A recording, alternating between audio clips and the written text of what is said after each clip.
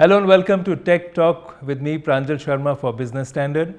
Today I'm going to be in conversation with Bharat Kaushal. He is the Corporate Officer of Hitachi Limited and Managing Director of Hitachi India. Bharat, thanks for joining us today. Thank you, Pranjal. Bharat, I didn't realize, Hitachi has a fantastic history globally, but in India it's been there from 1930s. And what a fantastic journey it has been for Hitachi, hasn't it? Yes, it is.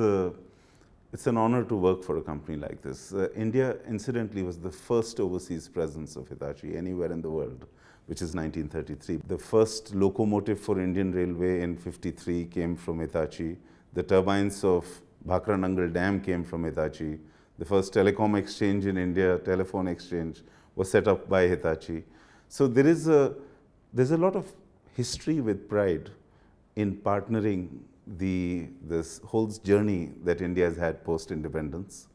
And now we are spread across companies in India which are in infrastructure, which are in manufacturing, and which are also in digital. Bharat, there is a huge range of industries that Hitachi is in. From the India perspective, can you give us a glimpse of the various sectors that you now straddle across the spectrum? So let me start with infrastructure, Pranjal. I mean, infrastructure for us meant rail business, energy business, urbanization-driven businesses like city gas, water, steel, so on and so forth, which have all gone through a very nice evolutionary journey in the Indian context. However, we've also become the largest rail company in the world, with the joining into the Hitachi family of Ansaldo, the Italian giant, Thales, the French company, and the largest energy transmission company, which is with ABB's original power grid business becoming Hitachi Energy. And in the Indian context, they are particularly relevant because the public investment going in that direction has presented itself as a bigger opportunity than my own competitors 10-15 years ago, who looked at India more as a cost-to-cost market and made money overseas when they exported stuff from India. But the implementation speed in the Indian economy and the consciousness of quality or life cycle in infrastructure has taken such a central position that when you look at rail business, I mean, the entire bit of using IT over operating technologies has transformed into a digital economic value chain where asset class management has become one bit, newer technology introductions, high precision engineering another one, but better experience out of the whole thing, the third one. So I mean, just to give you an example, in the urban mobility solutions like metro, you are saying that it's not just the passenger and the rolling stock and the rail control, which combines signaling with all other elements of how the train operates today, to infotainment, to CCTV, to cyber security, to ticketing, and the whole bit. So it's a comprehensive solution, correct, hardware and software both. Of both the asset class of rail and the passengers and their user experience. But is that a new model, or is that something which has evolved? Well, it's evolved generally in the world because of more connected ecosystems, both of people and machine and within the machine too. So the elements have got joined. But if you look at the big Indian railway and the modernization, on one side we may have done, say, 45% of all safety enhancement, electronic interlocking and so on. But the most important bit is maintenance. Rail and energy are businesses where cost to income ratio is 98-99%. Their bandwidth is very low. Now when you put a Gen AI based solution, which is cloud operated, but on the wheel of the train, an existing Indian railway operation, you can measure the vibrations of the track, the bearing, the wheel, and detect it much earlier, thereby saving 25% in the cost of maintenance of the railway car. Now that is a huge, good application of Gen AI. That's brilliant, because people would not usually associate some of these cutting-edge connected technologies to a very old transportation sector like railways. But you're also saying that it's retrofitting to existing rolling stock. It's bringing commercial efficacy to the railway operation directly, and you are monitoring it on real-time basis. I mean, when you There's so much of talk about successes in renewable energy and the pricing of renewable energy, but storage remains a challenge. However, when you are able to successfully store it, you get a huge loss when you take it from base load to peak load. You have GenAI solutions on other existing equipments of third parties where you can monitor in a command and control center and say, I'll prevent the losses when peak time, peak load of power happens, but it's all solar. So the chain is getting more green because the thought has already moved in that direction. But transition costs have always been very, very challenging. So using that technology on existing core assets to enable them to also be as efficient is a very, very big direction with which we look at the Indian market. So when you say rail you're a global leader, largest company, it is both for operations as well as manufacturing. How do you define that? Well, operations, operation as in maintenance, service, basic train operation. The operator is always some metropolitan authority in the metro case, some country rail or some privatized bigger entity in each economy. That is the face of it. What we do is that we supply the train, we make it run on the track, but we are also operations and maintenance of the asset class of rail. Are you now looking at what is the status of manufacturing? Just to complete the first bit, what happens is that everyone's becoming conscious of a better IRR. Infrastructure typically is more stabilized at plus or minus 2% of 10%, while other things are much more. So you want to now imagine a value chain which is beyond your customer, where customer has additional ways of earning the revenue by tapping also the user's experience and preference of the user to use a rail car.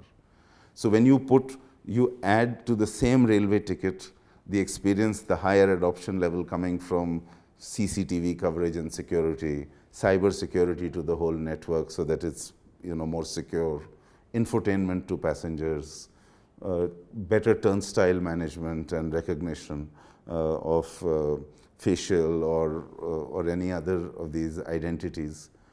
It seems more seamless, quicker. It can address more. In Indian Railway, at any point in time or in urban solutions, you're running millions of people who are crossing this. If you make that whole experience better, that's what we are in terms of energy, to do. You said, energy is very fascinating because energy is now again a wide spectrum from traditional coal-based, fossil fuel-based energy to renewable energy. Where does Hitachi stand on this range of energy solutions?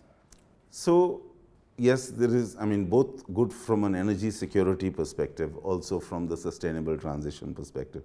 There is the economics of energy is both dependent on the security element or the diversification of sources, because India can have that, but also as capacities, both from the demand and supply side, as capacities come up, you don't want to lose and you want to make more efficient utilization. So we have bidirectional transmission lines, where we have high voltage and ultra high voltage direct current lines. Just to give you a number, India has 14 HVDC or UHVDC lines. 7 of them come from us. But 9 out of 10 locomotives, electric locomotives, run on that same power system that Hitachi has. So we are very deeply into sort of the energy solution side. The game from higher voltage to medium and low voltage has their own elements, storage being one of them, smart grids being the other one. And then finally things like charging stations and all of that, which will be real interface points in the new economy. What are the new elements of technology which you are deploying in the energy sector? You mentioned smart grids, but now India is also rolling out smart meters. Yes. For domestic and industrial consumption. So what are the opportunities that you see here? The element of IoT-based solutions at the last mile is to bring more clarity on what exactly is the benefit and the outcome that you can do. When you do farmer subsidy, you must still make everyone know that today he spent 50 rupees in the last 2 hours worth of electricity or not. That won't happen unless these devices and the sensor connectivity in the whole chain is there. There's another sector of connective industries that Hitachi Correct. is expanding a lot on. How do you define connective industries? 2022, India built 100 unicorns, and in 2023, it all changed and very few unicorns came. Because the first generation of identifying a business arbitrage opportunity was at the aggregation space. The asset owners got left out. In the next phase, we see, like the Netflix versus Disney debate, a new sweet convergence between asset owners and aggregators, which means connected devices. So the pivot or the asset class is very important. Somewhere it will be the railway car body. Somewhere it will be the POS machine at the merchant, which is a card acceptance point. But you sort of build a story around it that you can also do better inventory management and payments. You can do a B2B for the merchant itself. You can do installments. You can do foreign exchange acceptance. So you add value around it because the asset is owned by you. If you didn't have that asset, you'll only be aggregating and competing in the aggregator space. The advantage of a company like ours is that you don't have to only be competing, you have to be smart, but IT companies are very smart in India. And other companies, all global players are present in India. But you have to find a special place to partner growth, and we have modeled ourselves around all of this. Bharat, there's a very interesting focus that Hitachi has on Society 5.0 and social innovation. How do you interpret that? What does that mean? Well, instead of having an independent social benefit related balance sheet, everything that we do ultimately must be good for society. It's providing more completeness, whether it is in the name of physical completeness and comfort and metro and power and all of that, or social completeness, or even psychological completeness. Then you understand the economic value chain of even doing business better. Because it is no more a B2B model and a B2C model. It's not, a capex driven economy versus an opex driven economy. It's all one chain. So unless you get into the layer yourself rather than facilitate between customers and users, and you can tokenize value chain stakeholdership right up to the end, all these huge supply side credentials don't get served as a buffet meal independently to anyone. So what are life cycle things, elements which touch every household across rural and urban environment? Education, data was most organized. So we started with that, fixed it on all Kendriya Vidyalayas first. Now the last one we've done is Orissa with 67,000 schools. And this is e-learning. The whole educational e-governance, including e-learning. But you can map it on my phone, whether someone's inside the class or not, or why mathematics analytical ability is coming down, or English phonetics is coming down, number of children, siblings, distance from school, parents' education, or iodine deficiency. Then is healthcare, which is also a common denominator. Now you can check on National Health Authority website, we've been the highest issuer of Ayushman Bharat IDs in India. So the All India Institute of Medical Sciences, doctor training, nurse training is one element. This is under the National Digital Health Mission? Yes, parts of it are under National Health or National Health Authority, because National Health Mission is setting the new benchmark. All on a tech platform? Yes. Education is also like that. The learning outcomes are defined for every standard, for every subject. But I would not have thought that, Hitachi would be involved in education related activities. And similarly in agriculture, which has disparate needs, we started the work. But what was a big integrator was payments. We teamed up with SBI. We were on the cash side with a very large number of ATMs in the country working on our platform. But the digital economy in India grew not at the expense of cash transition, but cash actually doubled since demon. However, this has exploded in terms of number of transactions. And we have the largest base of merchant card acceptance point in the country. So what do you do in building that business? So you are not just digitizing information and patterns, you're introducing analytics to make it interactive. Then you're empowering them to do transactions. So that when you come with the predictive and corrective of AI, you can finally be responsible for transformation at that layer. But what it does to my business when I'm wanting to offer energy as a service, mobility as a service, infra as a service, is that for the first time, I'm getting the reverse learnings from demand. I'm actually knowing what the demand is and then tailoring solutions rather than just having a bandwidth of very nice engineering solutions which can cater to it, but I'm not responsible for doing it. So I get an improved IR. I don't have to kill everything in just my point of sale of the basic infra.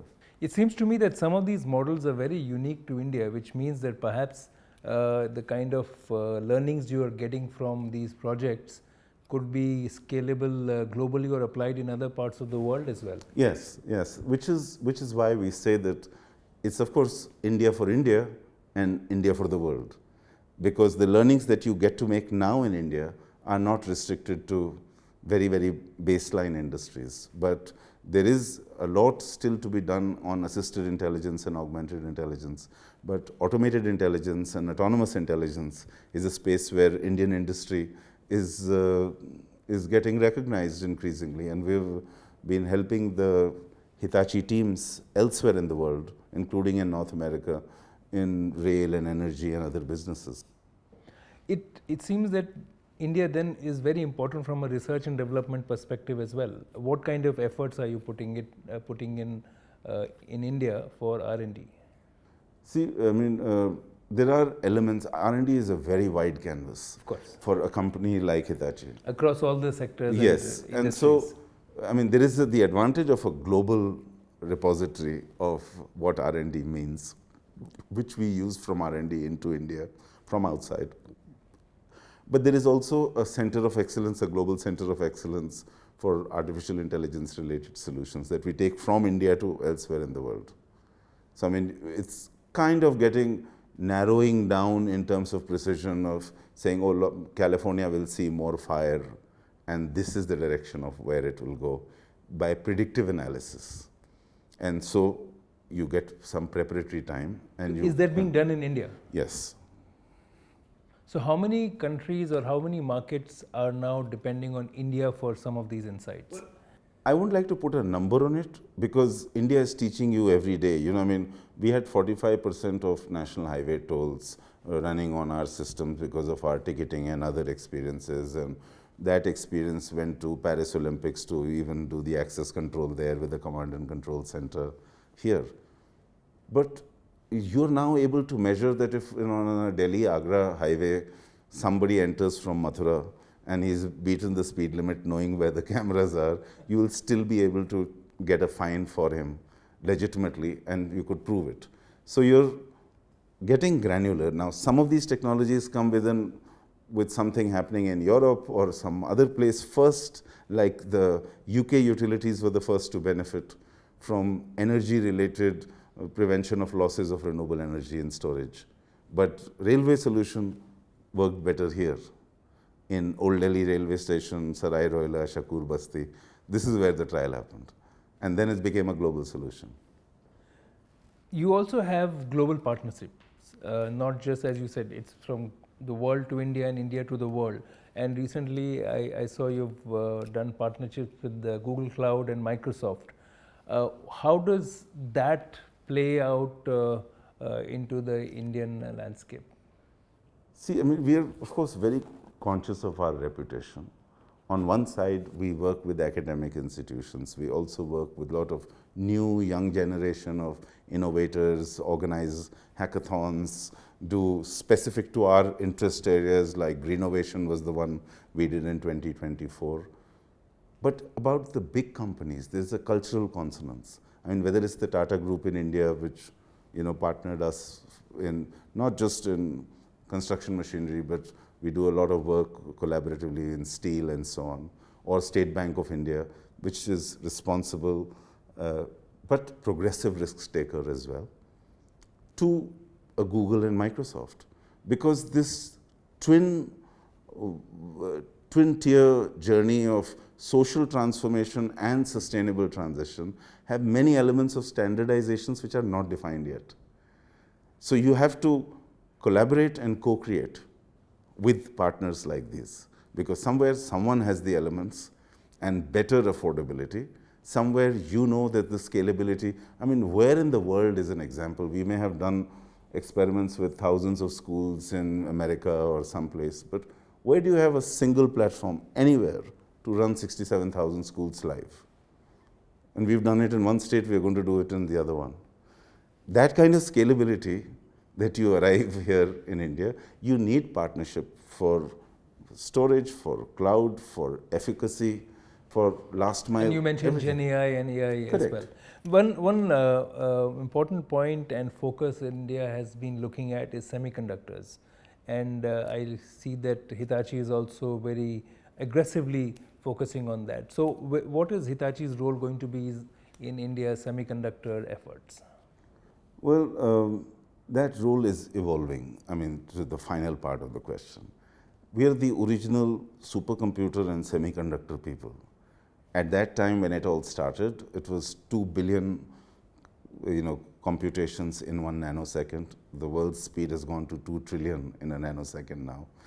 And it is touching perhaps every element of the value chain in manufacturing that we are associated with.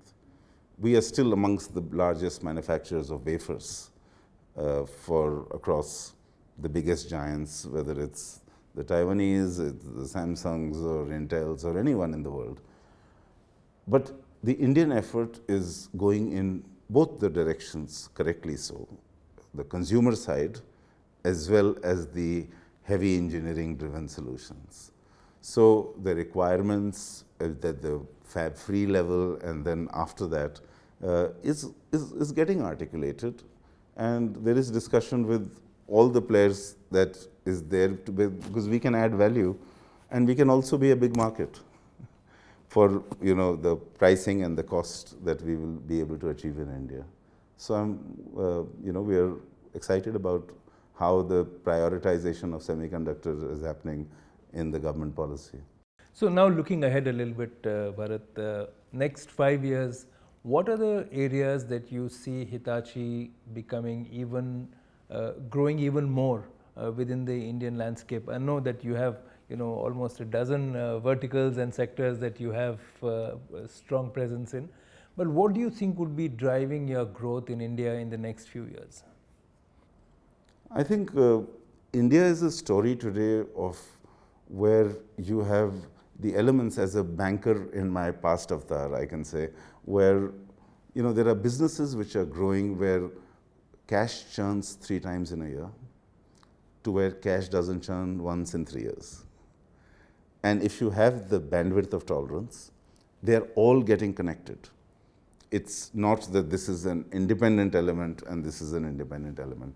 And there are many players in each one of those categories, but your ability to combine them all and deliver solution not just on the asset class or the efficacy of the machine and prevention of downtimes and predictive maintenance, guided repair like solutions, all the way to the user experience.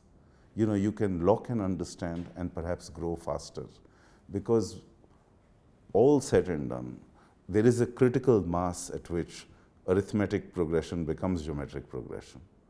And then the scalability advantage, the learnings of affordability will help you, sometimes in certain sectors more by outside India out and some within India. But that's the business call that is my job to take. In the overall Hitachi global plan, where do you see India's role? How do you see it expanding? How relevant will it be for Hitachi's global growth? Well, I think that everybody is convinced at this point in time, and it's also thanks, I'm saying this more sitting in India, thanks to the tentativeness of the global economic landscape, that India presents itself as more stable and not just a pure play of export-led growth where the input and output costs, the input of manufacturing will be influenced as much by competitive exchange rates. So there is enough of a market which is growing in its ability to pay for a higher threshold.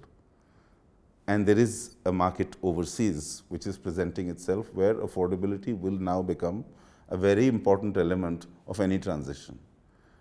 So there are growing economies and there are developed economies. So there are different solutions required for both of these.